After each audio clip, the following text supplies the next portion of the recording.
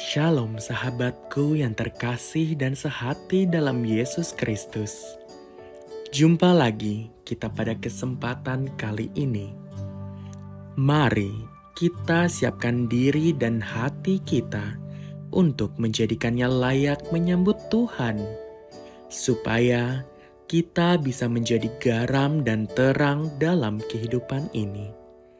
Tentunya dengan bersama kita resapi Renungan Sabda Pendalaman Iman presented by BPK PKK KAJ.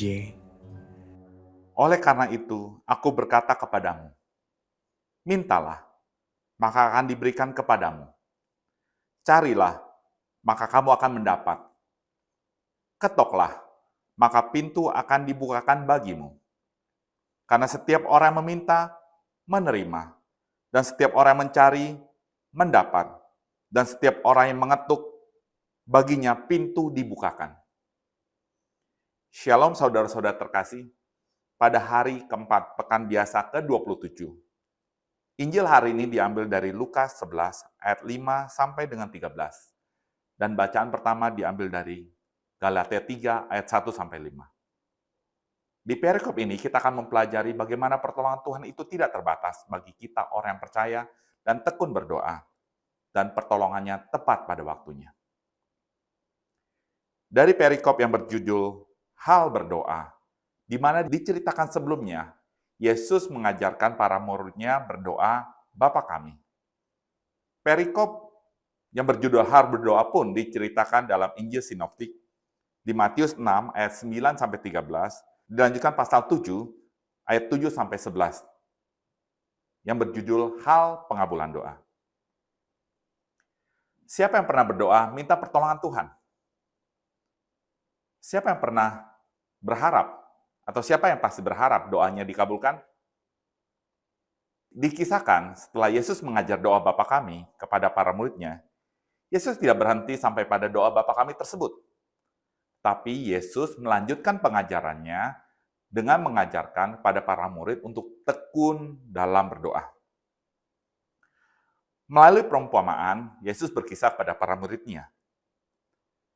Di ayat kelima, Yesus memberikan perumpamaan mengenai seorang sahabat yang datang meminta pertolongan pada waktu malam kepada sahabat yang lain. Meminta untuk dipinjamkan 3 roti. Karena dalam keadaan terdesak, ia tidak segan-segan datang pada waktu yang sangat tidak memungkinkan pada sahabatnya untuk menolongnya. Ia tetap datang, mengetuk pintunya di tengah malam. Sahabatnya tersebut akhirnya membukakan pintu, menolong sahabat tersebut, dan memberikan apa yang diperlukannya tersebut, menyediakan yang terbaik. Yesus mengumpamakan pertolongan Tuhan seperti cerita ini. Kita sebagai sahabatnya dapat datang dengan tiba-tiba untuk memohon sesuatu pada Allah melalui doa-doa kita, bukan? Kita tidak perlu menunggu esok hari atau hari libur kepada Yesus agar Dia menolong kita. Seringkali dalam kehidupan kita dihadapkan banyak persoalan dan kebutuhan. Kemudian kita mencari pertolongan baik kepada saudara kita, sahabat kita, orang tua kita, teman dekat kita, dan lain sebagainya. Namun pertolongan mereka selalu terbatas.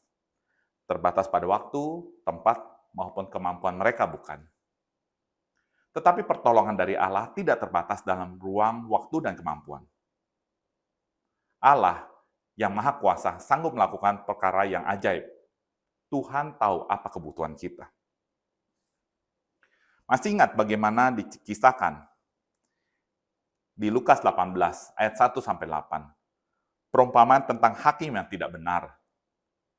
Yesus mengatakan perumpamaan kepada mereka untuk menegaskan bahwa mereka harus selalu berdoa dengan tidak jemu-jemu. Camkanlah apa yang dikatakan hakim yang alim itu. Di ayat ke-7 dikatakan, tidakkah Allah akan membenarkan orang-orang pilihannya yang siang malam berseru kepadanya? Dan adakah ia mengulur-ngulur waktu sebelum menolong mereka? Pertanyaannya, mengapa berdoa itu penting? Karena berdoa merupakan kebutuhan mendasar yang lahir dari hubungan akrab dengan Bapa. Doa muncul dari iman. Melalui doa membuktikan relasi yang hangat dengan Allah. Dan melalui doa merupakan bukti cinta kita kepada Allah. Bukankah Yesus pun selalu menyediakan waktu untuk berdoa di dalam hidup dan karya pelayanannya? Marilah kita tekun berdoa, membaca firman-Nya, berkomunikasi dengan Allah Sang Pencipta, sebagai kebiasaan hidup sehari-hari kita, agar relasi kita dengannya semakin erat, mendalam, dan intim. Tentu, Tuhan akan memberikan Roh Kudus pada mereka yang meminta kepadanya, bukan? Dan lagi hendaklah kita menjadi anak-anak Tuhan yang setia dan taat akan perintah-Nya, sehingga Tuhan dan firman-Nya tinggal di dalam diri kita, karena di dalam Yohanes bab 15 ayat 7 dikatakan, "Jikalau kamu tinggal di dalam aku, dan firman-Ku tinggal di dalam kamu, mintalah apa saja yang kamu kehendaki, dan kamu akan menerimanya." Refleksi bagi kita. Apakah kita sudah berdoa hari ini? Apa isi doa kita? Seberapa tekun kita berdoa? Marilah kita berdoa. Dalam nama Bapa, Putra, dan Kudus. Amin. Bapa kami di surga, puji dan syukur kami aturkan kepadamu atas firman yang Engkau tanamkan dalam hati kami hari ini.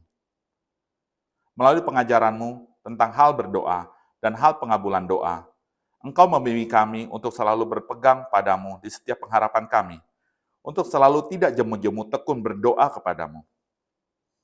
Bapa, kami meminta, curahkanlah Roh Kudus-Mu, agar kami selalu taat dan setia, dikuatkan untuk selalu berdoa dan membaca firman-Mu di setiap hari, merenungkannya siang dan malam. Ya Bapa, doa ini kami aturkan dengan pengantaran Kristus, Tuhan dan Juru Selamat kami. Amin. Dalam nama Bapa, Putra, dan Roh Kudus. Amin.